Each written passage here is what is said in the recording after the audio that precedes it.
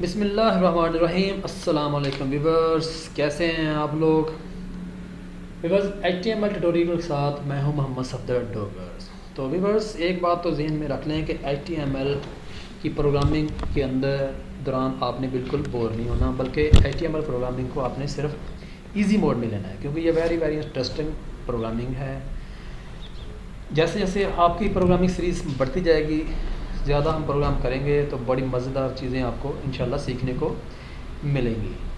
तो व्यूअर्स, इस पूरे ट्यूटोरियल के अंदर जैसे हम HTML पढ़ रहे हैं, उसके बाद हम CSS पढ़ेंगे, जावास्क्रिप्ट पढ़ेंगे, फिर हम jQuery को टच करेंगे, हम बूटस्ट्रैप को टच करेंगे और कई वेबसाइटें मैं आपके साथ लाइव भी बनाऊँगा। तो इसलिए एक तो आपने बोर नहीं होना, कोई भी क्वेश्चन है तो उसको कमेंट्स में लाजमी लिखें करें। दूसरे लोगों तक मेरी वीडियोस ज़्यादा से ज़्यादा शेयर करें ताकि लोग भी इससे फ़ायदा हासिल कर रहे हैं। हमारे पाकिस्तान में अक्सर लोगों को ये समझ लें कि एक साइकी होती है कि कोई भी चीज़ को आगे नहीं बचाते, तो ऐसा नहीं करना। तो फ्रीली माइंड में आपने चीज़ें सीखनी है। कोई भी प्रॉब्लम अगर आपके हो तो मेरे लिए आपने कॉल भी कर देनी है। तो मेरा फ़ोन नंबर वगैरह मैं आपको इस कोडिंग के दौरान यूज़ करता रहूँगा या यहाँ पे भी लिख दिया करूँगा। तो व्यूअर्स, आज के लेक्चर को स्टार्ट करते हैं। HTML एट्रीब्यूट्स हम आज के लेक्चर में पढ़ेंगे। एट्रीब्यूट्स क्या होते हैं, HTML एट्रीब्यूट्स वो हम कैसे यूज़ करेंगे। व्यूअर्स, एट्रीब्यूट्स का अगर हम समझ लें कि मीनिंग्स का पता करें तो इतने कैरेक्टरिस्टिक्स या उसकी प्रॉपर्टीज़। प्रॉपर्टीज़ मतलब जैसे मैं कहता हूँ कि हम कहते हैं कि इंसान है, उसकी हाइट है, उसका वेट है, उसका कलर्स है, उसका यानी कि ये समझें उसकी कैरेक्टरिस्टिक्स है। जैसे हम कहते हैं एक बॉल है, बॉल का कलर क्या है जी, रेड है, ग्रीन है, ये क्या है, ये इसके प्रॉपर्टीज होती हैं। इसी तरह हम कहते हैं एप्पल है, एप्पल किस तरह का एप्पल है, रेड एप्पल है, ग्रीन एप्पल है, ठीक है ना।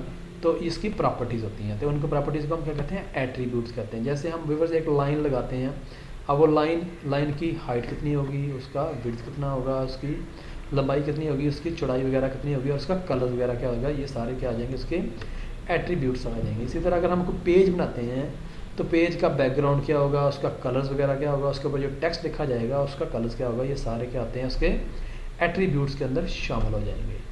तो व्यूअर्स, HTML एट्रीब्यूट्स को पढ़ते हैं। All HTML element can have attribute. जितने भी HTML के एलिमेंट्स हैं सबके एट्रीब्यूट्स होंगे। Attribute provide additional information about an element. Attribute आपको HTML एलिमेंट के बारे में एडिशनल इंफॉर्मेशन प्रोवाइड करेंगे। Attribute are always specified in the starting tag. हमेशा आपने जब भी एट्रीब्यूट्स को मेंशन करना है या स्पेसिफाई करना है, उसको स्टार्टिंग टैग में करना है, एंडिंग टैग में कभी ये मेंशन नहीं होते। Attribute usually come in the name value pair, like name is equal to value. या जैसे एट्रीब्यूट को अगर आपने यूज़ करना है, बैकग्राउंड है, चेंज द बैकग्राउंड कलर, उसके सॉरी BG कलर है, change the background colour, background आ जाएगा, place the image at the background.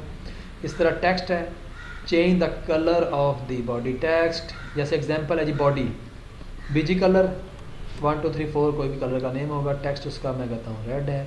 Body के अंदर हम बनाते हैं जी, उसका बैकग्राउंड के अंदर कोई इमेज डाल देते हैं, टेक्स्ट उसका क्या है जी, रेड है। जैसे व्यूअर्स, हमने पीछे एक पेज लिखा हुआ है, ये देखें यहाँ पे आपका, अगर आपको व्यूअर्स नज़र नहीं आ रहा तो थोड़ा इसका फ़ॉन्ट थोड़ा सा बड़ा कर देता हूँ। ये देखें, यहाँ पे व्यूअर्स में जाएंगे, प्रेफरेंस के अंदर यहाँ पे फ़ॉन्ट में जाएंगे, फ़ॉन्ट के अंदर आप इसको 20 से 24 कर दें और फिक्स्ड फ़ॉन्ट साइज़ को आप कर देंगे 22 कर ओके कर देंगे। तो व्यूअर्स ये थोड़ा सा आपका फ़ॉन्ट। अब जैसे व्यूअर्स, ये हमारा एक पेज था, इस बार मैं इसको प्रीव्यू करता हूँ तो ये देखें, ये मेरा पेज जो है ना मुझे नज़र आ रहा है। इसके अंदर मैं कहता हूँ जी कि इसके बैकग्राउंड कलर के अंदर मैंने कुछ चेंज कर दिया है, स्पेस दूंगा। ये मेरा समझने बॉडी का स्टार्टिंग टैग है, ये मेरा बॉडी का एंडिंग टैग है।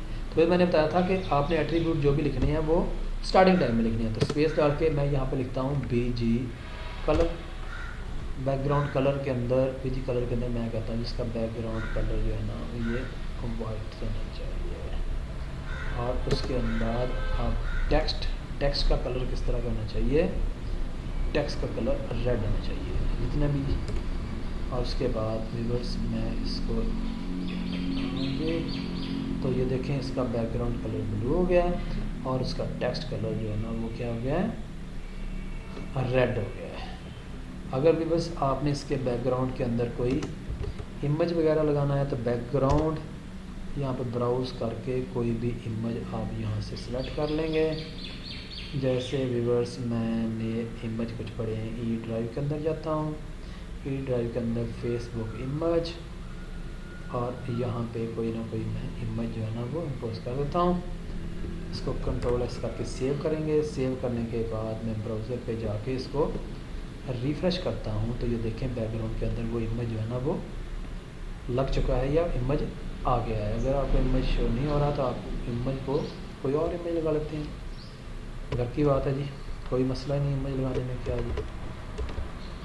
तो यहाँ पे आ जाएगा बैकग्राउंड, दोबारा वहाँ पे जाते हैं, यहाँ पे आप कोई इमेज और लगा लेते हैं।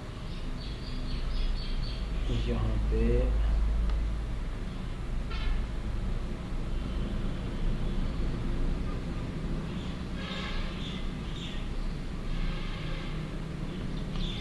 तो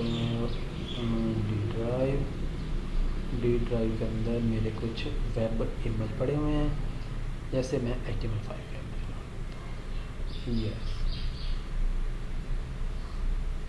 क्या हो गया जी उसकी, भाई कैसे करते हैं, कुछ इमेज उठा के हम यहाँ पे जहाँ पे अपने HTML का कोड सेव किया हुआ है वहाँ पे रख देते हैं। डी ड्राइव के अंदर मेरे कुछ वेब इमेज पड़े हुए हैं, सॉरी वेब नहीं बल्कि वेब इमेज, यहाँ पे कंट्रोल कॉपी करके इसको मैं यहाँ पे पेस्ट कर देता हूँ।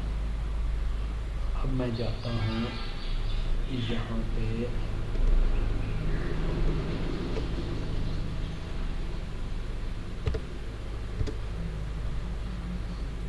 इसको करते हैं जी, आप जाएंगे डेस्कटॉप पे, डेस्कटॉप के ऊपर आपका जो HTML का पेज है इसके अंदर मैं इमेज लगाता हूँ यस,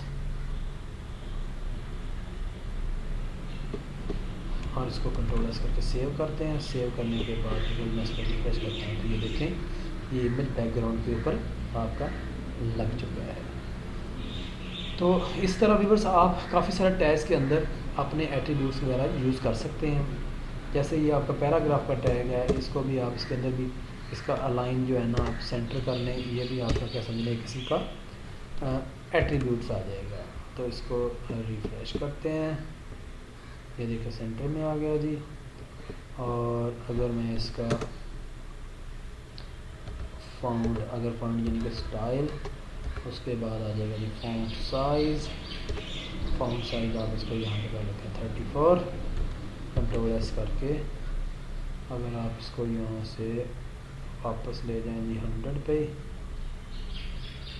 और इसको रिफ़्रेश करते हैं तो ये देखिए इसका फ़ॉन्ट भी बढ़ चुका है।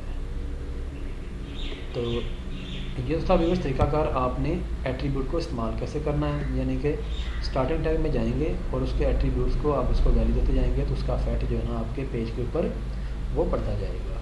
तो व्यूअर्स आने वाले लेक्चर के अंदर हम एट्रीब्यूट का बेतहाशा यूज़ करेंगे, आपको बड़ा मज़ा आएगा एट्रीब्यूट यूज़ करने का।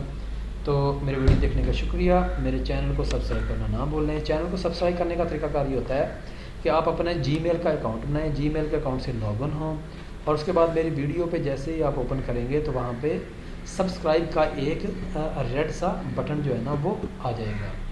तो वो उस रेड बटन पे आपने जैसे ये रेड बटन आ रहा है ना सब्सक्राइब का, इस पर क्लिक करेंगे तो वो मेरा ये मेरा पेज जो है ना यूट्यूब का पेज सब्सक्राइब हो जाएगा और साथ एक बेल शेप का बटन आएगा, उस पर क्लिक कर देंगे तो आपको मेरे आने वाली वीडियो, जैसे ये बेल शेप का बटन है इस तरह का शेप का बटन आएगा, उस पर क्लिक करेंगे तो मेरे वीडियो की अपडेट आपको मिलना शुरू हो जाएगी।